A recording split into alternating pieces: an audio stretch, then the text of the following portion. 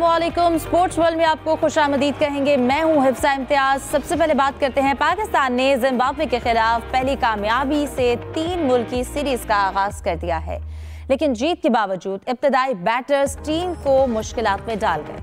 कप्तान की अगर बात की जाए, सलमान आगा और बाबर आजम तवक्कुआत पर पूरा ना उतर सके। साबिक कप्तान राशिद लतीफ मुश्किल में आ गए हैं। लाहौर और इस्लामाबाद में साइबर क्राइम एजेंसी ने जुए के इल्जामात लगाने पर इनके खिलाफ तहकीकात का आगाज कर दिया है। और 3 मुल्की सीरीज की टीम्स के एजाज में वज़ीर आज़म शहबाज शरीफ की जानिब से इस्लामाबाद में ज़ोहराना भी दिया गया है। और दूसरी जानिब इंडियन मीडिया कहता है श्रीलंकन कप्तान असलंका को सजा के तौर पर पाकिस्तान से वापस भेज दिया गया है। और राइजिंग स्टार एशिया कप में पाकिस्तान शाहीन्स की उम्दा परफॉर्मेंस जारी है। सेमीफाइनल में किससे मुकाबला होगा? आईसीसी ने जनवरी में अंडर 19 वर्ल्ड कप के शेड्यूल का भी ऐलान कर दिया है, लेकिन पाक भारत टीम्स अलग अलग ग्रुप में रखी गई हैं। हेड कोच ताहिर जमा और पाकिस्तान हॉकी फेडरेशन में इख्तिलाफात भी खत्म हो गए हैं और ग्लेन मैग्रा को जुआ कंपनी से ताल्लुक की वजह से कमेंट्री पैनल से निकाल दिया गया है। और अरशद नदीम और मोहम्मद यासिर आज रात इस्लामिक गेम्स में जेवलिन थ्रो इवेंट में हिस्सा लेंगे। इन तमाम टॉपिक्स को डिस्कस करते हैं। मेरे साथ स्टूडियो में मौजूद होंगे जाहिद मकसूद साहब, मोहम्मद यूसुफ अंजुम और हमारा साथ दे रहे हैं आज क्रिकेट कमेंटेटर तारिक सईद साहब। खास तौर पर तारिक साहब आपको वेलकम कहूँगी और उम्मीद करती हूँ आप तीनों खैरियत से होंगे। सबसे पहले मैं जाहिद साहब से आगाज़ करती हूँ। जाहिद साहब मुझे कहिएगा, बताइएगा कल का मैच, हमने कल भी अपने प्रोग्राम में वैसे जिक्र किया कि हमारी टीम जीती। हमेशा सबसे पहले जीत का लुत्फ जो है उसे लेना चाहिए। और कल के मैच में आपको क्या लगता है, क्या क्या रीज़न थी जो पाकिस्तान को सपोर्ट किया? टॉस जीते हम कल के मैच में सबसे पहले। देखिए सर, सबसे बड़ी बात तो यही है जो आपने किया, वो टॉस का जीतना था, क्योंकि औस पड़ती है और 8 बजे जो मैच शुरू होते थे उनको 6 बजे किया गया। लेकिन कंडीशंस ऐसी हैं, रावलपिंडी का वेदर भी ऐसा है। खैर अब तो ठंड यहाँ भी है, उसी यहाँ लाहौर में भी पड़ रही है। उसकी वजह से ज़्यादातर जो टीमें टॉस जीती हैं वो बाद में प्रेफर करती हैं बैटिंग को, फील्डिंग को प्रेफर करेंगी। और यही पाकिस्तान ने किया। उसमें लकी रहे सलमान आगा और ये जीत होती है क्योंकि इवेंट का आगाज़ हुआ है कि जीत के साथ। लेकिन ओवरऑल देखा जाए, कल भी हम जिक्र कर रहे थे कि रैंकिंग में 12वें नंबर पर मौजूद है जिम्बाब्वे, पाकिस्तान 7वें नंबर पर मौजूद है। तो रैंकिंग का भी फ़र्क है। फेवरेट भी पाकिस्तान टीम थी, लेकिन पाकिस्तान टीम के बारे में अक्सर हम भी जिक्र करते हैं और माजी का उनका रिकॉर्ड्स भी गवाह है कि वो मद्दे मुकाबल टीम की सतह पर आकर खेलती है। अगर बहुत अच्छी टीम है तो फाइट भी वैसे ही करती है। अगर अपने से भी ज़रा लो लेवल की टीम है या ज़रा निस्बतन कमज़ोर टीम है तो फिर उस लेवल पर आकर भी मैच को इंटरेस्टिंग बना देती है। तो मेरा ख्याल है शायद इसके पीछे ये होता है कि शायद इनका इंटरेस्ट तो बरकरार रहे। वो इंटरेस्ट था क्योंकि आगाज़ देखें उन्होंने बहुत अच्छा किया जिम्बाब्वे ने। हालांकि वो सफ़र करके आए थे 2 या 3 दिन पहले, कंडीशन उनके लिए नई थी। लेकिन पाकिस्तानी टीम तो अब काफ़ी खेल चुकी है रावलपिंडी में और स्टार्ट बहुत अच्छा दिया जिम्बाब्वे ने। 72 पे उनकी पहली विकेट गिरी, फिर 92 या 94 पे उनकी दूसरी, यानी 10 ओवर बहुत अच्छा खेली। इसके बाद जब पाकिस्तानी स्पिनर्स आए हैं तो उन्होंने बहुत अच्छी गेंदें की और फिर वो जल्दी 147 पर वापस चली गई। लेकिन जैसा पाकिस्तान ने आगाज़ किया और जो डर होता है हम लोगों के जहनों में, वैसा ही धमाका खेज आगाज़ भी होता है। 4 विकेटें पाकिस्तान की 54 रन पर गालबन गिर चुकी थी। और इसके बाद जो है कहना चाहिए फ़खर जमां बहुत अच्छा खेले, उस्मान बहुत अच्छा खेले और फिर नवाज़ जिसका हम जिक्र ज़रा कम करते हैं, उन्होंने ऑल राउंड परफॉर्मेंस हमेशा ही दिखाते हैं, बहुत अच्छी 2 विकेटें भी ली और बाद में फतह कर उन्होंने इनिंग्स भी खेली। तो पाकिस्तानी टीम एक दफ़ा इंटरेस्ट क्रिएट करती है और फिर लगता है ऐसा है कि शायद ये हम मैच हाथों से फिसल जाएगा। लेकिन मेरा ख्याल है ना तजर्बाकारी आड़ी आई है और सबसे बड़ी बात मेरा ख्याल है कि फील्डिंग की वजह से जिम्बाब्वे की टीम जो है ना वो जीत के बहुत करीब जाकर उनको नुकसान पहुंचा। उन्होंने कैचेस भी ड्रॉप किए और उन्होंने जहां पे रन रोके जा सकते थे वो भी नहीं रोक सके। सही यूसुफ, आपको क्या लगता है? अगेन वही डिस्कशन कि हम अच्छा खासा मैच है आपके सामने, कमज़ोर हदफ होता है लेकिन हम फिर भी उसके लेवल पर आ जाते हैं और मैच जो जीतने लगते हैं लेकिन हम वापस से फंसा देते हैं और फिर उसके बाद हम जीते हैं। लोगों की एक्साइटमेंट शायद बरकरार रखना चाहते हैं, लेकिन क्या वजह है, क्यों मैच एक दफ़ा ऐसा है कि हमें हाथ से निकलता हुआ महसूस हुआ? हिफ्जा, कल कप्तान जो सलमान अली आगा उनकी बतौर टॉस तो उन परफॉर्मेंस बहुत ज़्यादा अच्छी रही, लेकिन मैच में वो अच्छा परफॉर्म नहीं कर पाए। जैसा कि पहले भी हमने जिक्र किया था कि उनकी जो माजी की परफॉर्मेंस अब उसको भुलाकर उनको नए अपने परफॉर्मेंस को बेहतर करना होगा। पाकिस्तानी टीम के बारे में हमेशा यही कहा जाता है कि पाकिस्तान की टीम एक्साइटमेंट क्रिएट करती है, क्योंकि लोग हमने शुरू में देखा था कि इतने ज़्यादा स्पेक्टेटर्स ग्राउंड में मौजूद नहीं थे, लेकिन जब पाकिस्तान की विकेटें गिरना शुरू हुई और 30 रन पर जब 3 खिलाड़ी आउट हो जाएं तो उसके बाद फिर पाकिस्तान को एक ज़ाहिर सनसनीखेज पैदा हो जाती कि या पाकिस्तान की टीम ये मैच जीतने में कामयाब होगी भी कि या नहीं। और वो तो भला हो कि फ़खर जमान ने अच्छी इनिंग्स खेली 44 रन, किसके बाद उस्मान खान, जिनसे तवक्को नहीं थी वो अच्छी परफॉर्मेंस देंगे, क्योंकि माजी में जब जब उनको मौका मिला उन्होंने बिल्कुल वही जहराना अंदाज अपनाने की कोशिश की है। पहले भी हम यहाँ कह चुके हैं, जब आप रन चेंज कर रहे होते तो फिर आपने स्कोर बोर्ड को देखकर अपनी प्लानिंग करना होती है, कितने ओवर में हमें किस रफ्तार से रन बनाने की ज़रूरत है।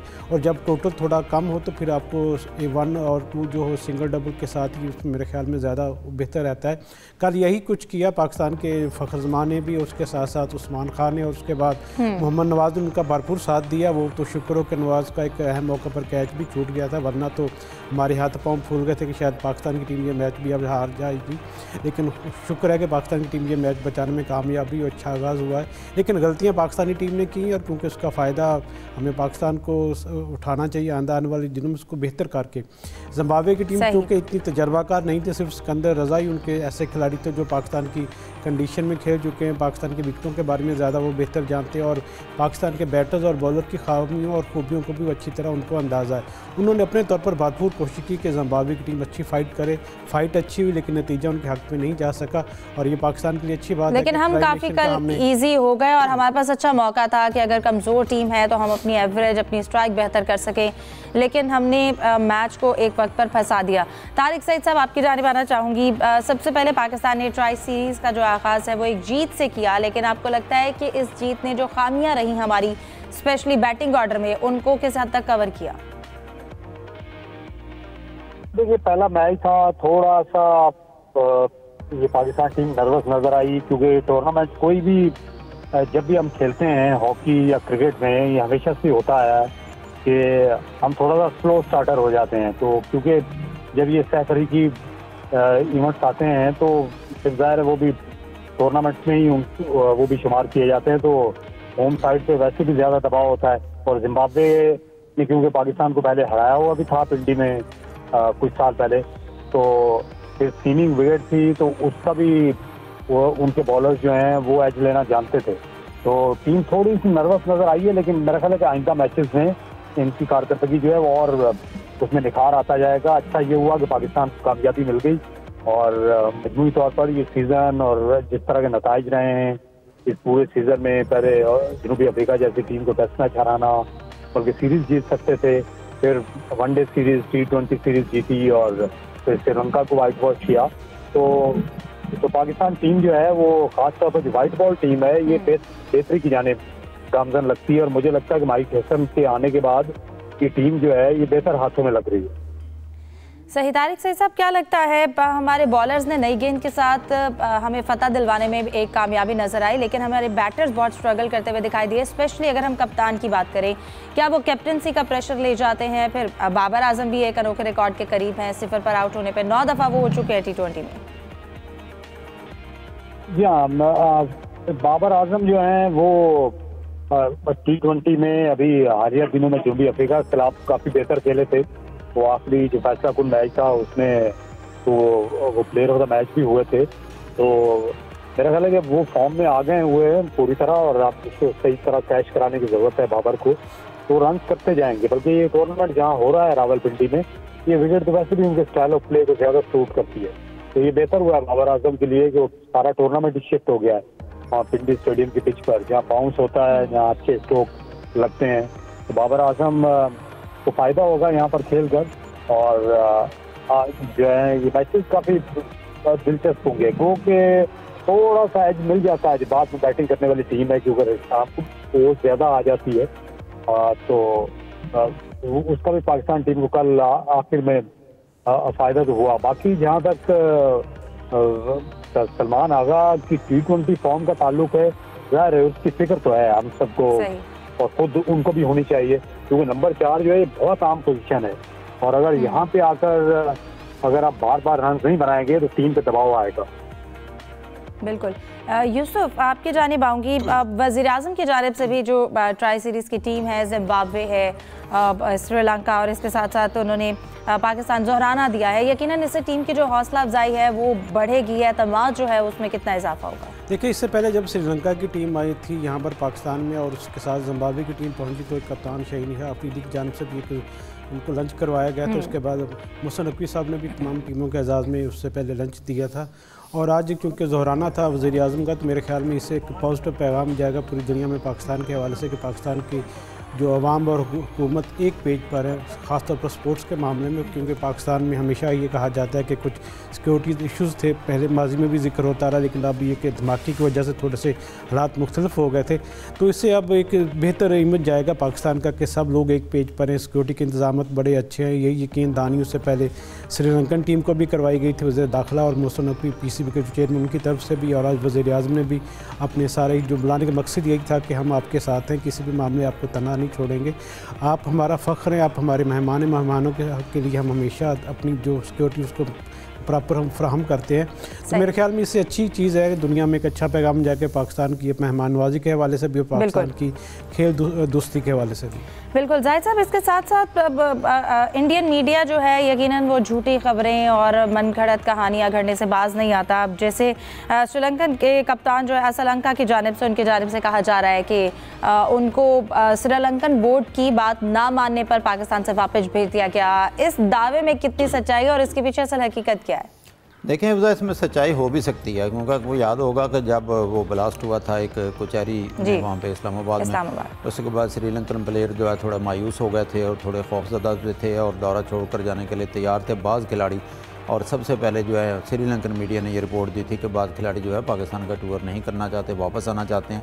और फिर जब मोहसिन नकवी साहब और हुकूमत पाकिस्तान और फील्ड मार्शल साहब मैदान में आए, उनसे मुज़ाकरात किए, बातचीत की, तो फिर श्रीलंकन क्रिकेट बोर्ड ने एक बड़ी अच्छी हैंड आउट या प्रेस रिलीज जारी की थी, जिसमें उन्होंने लिखा था कि अगर कोई प्लेयर वापस आना चाहता है तो आ जाए, उसकी जगह पे हम नए प्लेयर भेज देंगे। लेकिन ये याद रखें कि फिर तहकीकात होगी और इन्वेस्टिगेशन के बाद सज़ा भी दी जा सकती है, क्योंकि बोर्ड का यह कहना था कि दोनों मुल्कों के रिलेशन ऐसे हैं, फुल प्रूफ सिक्योरिटी की उनको यकीन दहानी कराई गई है, इसलिए पाकिस्तान का दौरा मुकम्मल करना चाहिए।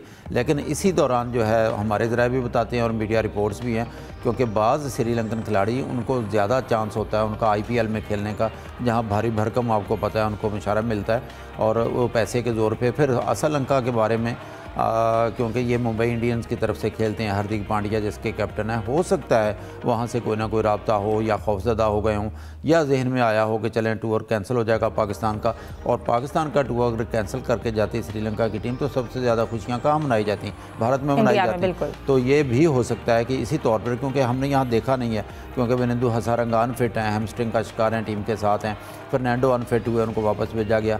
श्रीलंका के बारे में कोई ऐसी इतला आई नहीं थी मीडिया सोर्सेज के जरिए कि उनको वापस क्यों भेजा गया। लेकिन अगर इसमें सच्चाई भी होगी तो यकीनी तौर पर श्रीलंकन क्रिकेट बोर्ड को सराहना चाहिए, श्रीलंकन हुकूमत की तारीफ़ करना चाहिए। और फिर जो दोहराने की अभी यूसुफ साहब बात कर रहे थे, हमारे ज़राए बताते हैं कि तीनों टीमों के प्लेयर्स ने इत्मीनान का भी इजहार किया और मेहमान टीमों ने ख़ास तौर पर कहा उनको जो है बहुत शानदार किस्म की सिक्योरिटी दी जा रही है और बड़े सुकून के साथ वो मैच खेल भी रहे हैं और एंजॉय भी कर रहे हैं। बिल्कुल। तारिक सईद साहब, आप क्या राय देना चाहेंगे? जब यकीनन एक प्रोपेगेंडा किया जा रहा था और फिर एक वक्त आया जब ये कहा जा रहा था कि श्रीलंका की टीम वापस चली जाए, लेकिन श्रीलंका ने साथ दिया पाकिस्तान का, जिससे यकीनन पाकिस्तान का एक सिक्योरिटी के लिहाज से भी, अमन के लिहाज से भी एक अच्छा इमेज जो है वो आलमी दुनिया पर गया। इस हवाले से आप क्या कहेंगे? जी हाँ, इसमें तो कोई शुबा नहीं है, आपने जो बात की बिल्कुल जायज़ है। बाकी जो जाहिर है कि श्रीलंकन टीम क्योंकि पहले उनके साथ एक वाक़या गुजर चुका हुआ है, हमें ये नहीं भूलना चाहिए। तो इस दौरान हमें तो बिल्कुल वही बुरी यादें जो हैं 2009 की तो फिर से आना शुरू हो गई थी कि, और ये मैं समझता हूँ कि ये पाकिस्तान की हुकूमत को या पाकिस्तान क्रिकेट बोर्ड को इस सिलसिले में सराहा जाना चाहिए, उनकी कोशिशों को, जिस तरह से उनने श्रीलंकन खिलाड़ियों को कायल किया, खासतौर पर उनके क्रिकेट बोर्ड को, और फिर इसमें बड़े आला सतही राब्ते भी हुए। तो क्योंकि हमने बहुत मेहनत की है इस क्रिकेट को यहाँ पे लाने में और पूरी तरह बैनुल अक़वामी क्रिकेट की बहाली में, तो वो उन कोशिशों को उन पे पानी फिर सकता था अगर ये एक टीम जो है ये तरह इस अंदाज में वापस चली जाती। तो मेरा ख्याल है कि ये तो बहुत ही खुशकुन हुआ है कि यहाँ पर वो ट्राई सीरीज हो भी रही है और फिर पाकिस्तान को थोड़ी सी वो क्राइसिस की जो सिचुएशन थी, अफगानिस्तान की टीम ने पहले खेलने से यहाँ मना किया, तो उनकी जगह जो है वो रातों रात जिम्बाब्वे की टीम को मदऊ करना, फिर उनका यहाँ पर पहुँच जाना और टूर्नामेंट और सीजन का।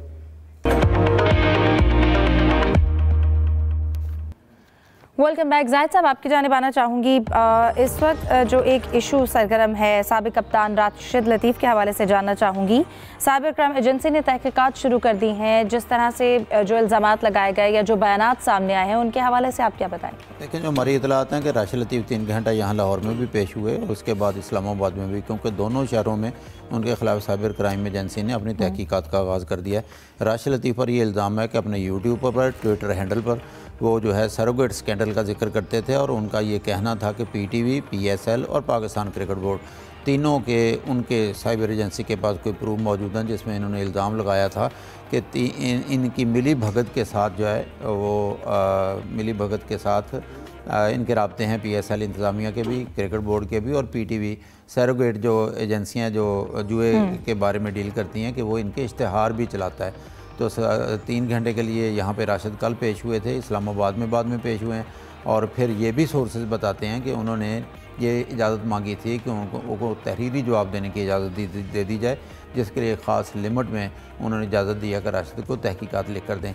अगर वो मुतमईन नहीं होते तो फिर मुश्किल हो सकती है राशिद लतीफ़ के लिए, क्योंकि इस चीज़ के प्रूफ पेश करना पड़ेंगे। क्योंकि बहुत पहले आपको याद होगा सोशल मीडिया का दौर नहीं होता था, प्रिंट मीडिया होता था, उसी को बुनियाद बनाया जाता था जो ख़बर शाया होती थी। अब क्योंकि सोशल मीडिया, ट्विटर है, तो जो भी बात की जाती है इसका कोई ना कोई उन्होंने राशिद लतीफ़ से, जो साबिक़ कप्तान है, जो अपने बयानात से, अपने तबसरों से हमेशा आपको पता है अपनी खुली डुली गुफ्तगू से भी मीडिया की ज़ीनत बनते रहते हैं। एक TV चैनल पर भी बैठते हैं, क्रिकेट मैचेस के दौरान उनका एग्रीमेंट भी है। तो ये सूरत हाल है राशिद लतीफ़ के बारे में। सही। यूसुफ, आपकी जानिब आना चाहूँगी। राइजिंग स्टार एशिया कप में पाकिस्तानी टीम की जो परफॉर्मेंस है वो शानदार रही। क्या लगता है सेमीफाइनल किससे होगा? कंडीशंस के लिहाज से कौन मुश्किल हरीफ है?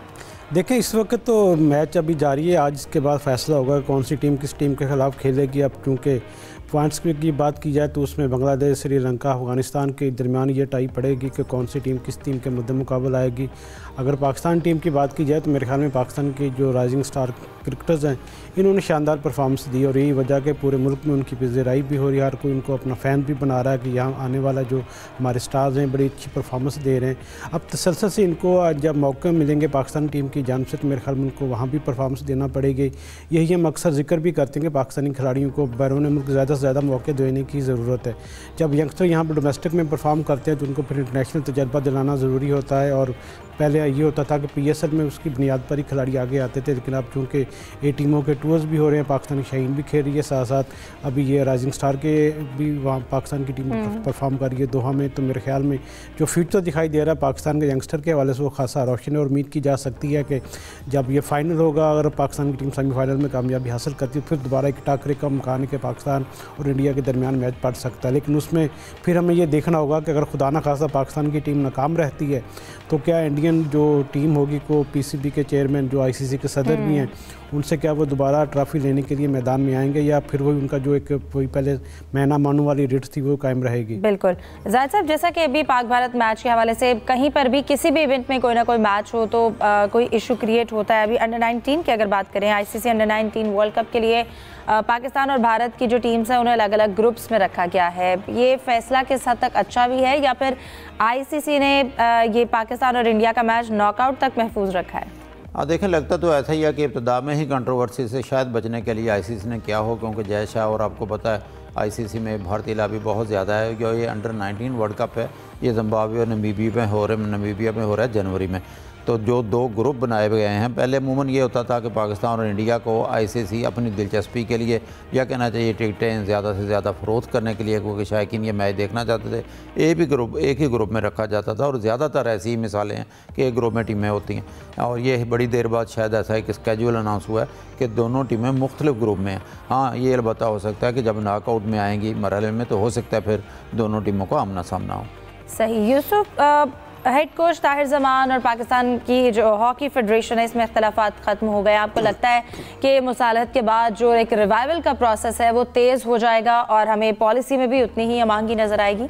बांग्लादेश जब टीम जानी थी तो उसे चंद घंटे कबल ताहिर जमान की तरफ से एक पैगाम आया कि वो टीम के साथ नहीं जा रहे। उसकी मेन वजह ये थी कि 2 खिलाड़ी थे, राना वहीद और हमाद अंजम, उनकी सिलेक्शन पर उनको एतराज़ था कि उन्होंने जो एक मुकर्रर टाइम था कैंप में रिपोर्ट करने का लीग से वापस आने के बाद, वो उन्होंने उसको पूरा नहीं किया था। उनके यह मौक़िफ़ था कि उनको एक मिसाल बनानी चाहिए ताकि खिलाड़ी बड़े ना हो, टीम उनके लिए ज़्यादा बड़ी हो, उसकी अहमियत देनी चाहिए थी। और क्योंकि अब ये मैचेस ख़त्म हो चुके, बांग्लादेश में पाकिस्तान टीम ने 3-0 से कामयाबी हासिल की है और उसके लिए पाकिस्तान ने जो वर्ल्ड कप का क्वालिफाइंग राउंड होगा फरवरी में, उसके लिए उन्होंने क्वालिफाई भी कर लिया। अब क्योंकि हमारा असल जो इम्तिहान होगा यह है प्रो लीग, जिसमें 8 साल के बाद पाकिस्तान टीम की वापसी हुई और पाकिस्तान को एक टफ़ उसमें मैचेस का सामना करना पड़ेगा। दोबारा कल यहाँ पर आए थे तारिक हुसैन बुगती, उनकी मुलाकात हुई ताहिर जमान से, जिसमें जो इख्तलाफात थे, गिले शिकवे थे, वो दूर किए गए। तो जिसमें ताहिर जमान ने भी बड़ेपन का मुजाहरा करते हुए अपनी रजामंदी ज़ाहिर की कि वो पाकिस्तान टीम के लिए दोबारा खिदमत अंजाम देने को तैयार है। तो मेरे ख्याल में अच्छा साइन है कि पाक कौमी खेल को इस वक्त तनाज़ात और इशूज़ की ज़रूरत नहीं है, बल्कि यकजहती और एक अच्छी प्लानिंग की ज़रूरत है। क्योंकि ताहिर जमान ही सारी प्रो लीग की प्लानिंग कर रहे थे, कैंप्स के हवाले से भी, गैर मुल्की टीमों के साथ भी उनके राब्ते थे। तो मेरे ख्याल में अच्छी बात है कि ताहिर जमान का दोबारा कमबैक हुआ। बिल्कुल, और हॉकी का जो रिवाइवल प्लान है उसकी बहुत ज़रूरत है। जाहिद साहब, जाते जाते जानना चाहूँगी, ग्लेन मैकग्रा को जो जुआ कंपनी से ताल्लुक़ की वजह से कमेंट्री पैनल से लग रखा गया है, लगता है ये फैसला एक मिसाल बन सकता है या इसके बाद कवानीन मजीद सख्त होंगे? देखिए, ग्लेन मैकग्रा की मिसेज जो है वो ब्रेस्ट कैंसर से उसकी डेथ हुई थी। उनके बाद उन्होंने फाउंडेशन बनाई उनके नाम पे, पूरी दुनिया में वो इनके लिए काम करते हैं। आपको याद होगा कि पिंक जो है वो गेंद के साथ भी खेला जाता है, वो लिबास भी पहना जाता है अवेयरनेस देने के लिए। तो अब जो कमेंट्री पैनल में उनको शामिल किया गया था, क्योंकि जुम्मे से एशेज सीरीज़ शुरू हो रही है जिसका मुद्दों इंतज़ार किया जाता है। जैसे पाक भारत मैचेस होते हैं, ऐसे इंग्लैंड और ऑस्ट्रेलिया के मैचेस होते हैं। तो जो ब्रॉडकास्टर हैं रेडियो के, उनका ये कहना है कि इनके किसी ऐसी कंपनी के साथ रब्ता है जो उनकी फाउंडेशन के में हेल्प करती है। तो इसकी वजह से मीडिया जो ऑस्ट्रेलिया के, उनके मुताबिक दोनों ने अपने अपनी बाहमी मुशावरत के साथ फिर उन्होंने अलग होने का फैसला लिया है। बहुत शुक्रिया। आज के प्रोग्राम को वाइंड अप करते हैं और आज अरशद नदीम का आज इस्लामिक गेम्स में उनका मैच भी है। लेट्स सी कोई गुड न्यूज़ मिलेगी पाकिस्तान के लिए। प्रोग्राम को वाइंड अप करते हैं। आप तीनों का बहुत शुक्रिया, हमें दीजिए इजाज़त। अल्लाह हाफिज़।